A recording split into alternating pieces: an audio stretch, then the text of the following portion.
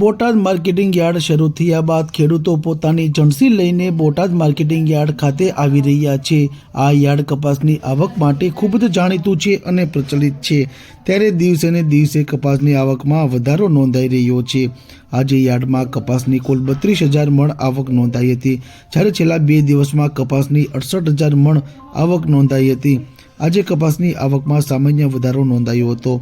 ખેડૂતોને કપાસનો ભાવ મણ દીઠ ₹1,350 થી લઈ ₹1,480 સુધીનો ભાવ મળ્યો હતો।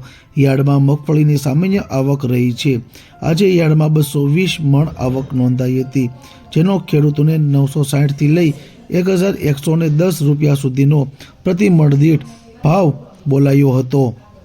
બોટાદ માર્કેટિંગ યાર્ડમાં અડદની હરાજી કરવામાં આવી હતી, જેના ભાવ 1,100 થી લઈ ₹1,100 સુધી પ્રતિ મણ દીઠ ભાવ બોલાયા હતા। 2 દિવસમાં અડદના ભાવમાં ₹40 જેટલો ઘટાડો નોંધાયો છે। અડદની કુલ 2 ક્વિન્ટલ આવક નોંધાઈ હતી। બોટાદ માર્કેટિંગ યાર્ડમાં લોકવન ઘઉંની હરાજી પણ કરવામાં આવી હતી। લોકવન ઘઉં ભાવ ₹558 થી લઈ ₹673 સુધી બોલાયો હતો। માર્કેટિંગ યાર્ડમાં 17 ક્વિન્ટલ ઘઉંની આવક નોંધાઈ હતી। બોટાદ યાર્ડમાં સફેદ તલ અને કાળા તલની હરાજી કરવામાં આવી હતી। સફેદ તલનો ભાવ પ્રતિ મણ દીઠ 1,500 થી લઈ ₹2,185 સુધી બોલાયો હતો। આજરોજ સફેદ તલની કુલ 14 ક્વિન્ટલ આવક નોંધાઈ હતી। કાળા તલનો ભાવ 1,750 થી લઈ ₹4,050 સુધી ભાવ રહ્યો હતો। કાળા તલની આવક બોટાદ માર્કેટિંગ યાર્ડ ખાતે કુલ 2 ક્વિન્ટલ નોંધાઈ હતી। માર્કેટિંગ યાર્ડમાં જીરુની 268 ક્વિન્ટલ આવક નોંધાઈ હતી, જેનો ભાવ પ્રતિ મણ દીઠ ₹3,025 તથા સૌથી ઊંચો ભાવ ₹4,070 સુધી બોલાયો હતો। આજે ચણાની કુલ 268 ક્વિન્ટલ આવક નોંધાઈ હતી। ખેડૂતોને ચણાનો ભાવ પ્રતિ મણ દીઠ ₹1,055 થી લઈ ₹1,200 સુધી બોલાયો હતો। બોટાદ માર્કેટિંગ યાર્ડ ખાતે જુવારની પણ હરાજી કરવામાં આવી હતી।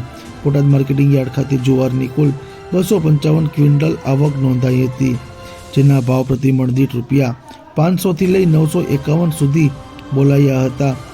માર્કેટિંગ યાર્ડ ખાતે તુવેરની પણ હરાજી કરવામાં આવી હતી।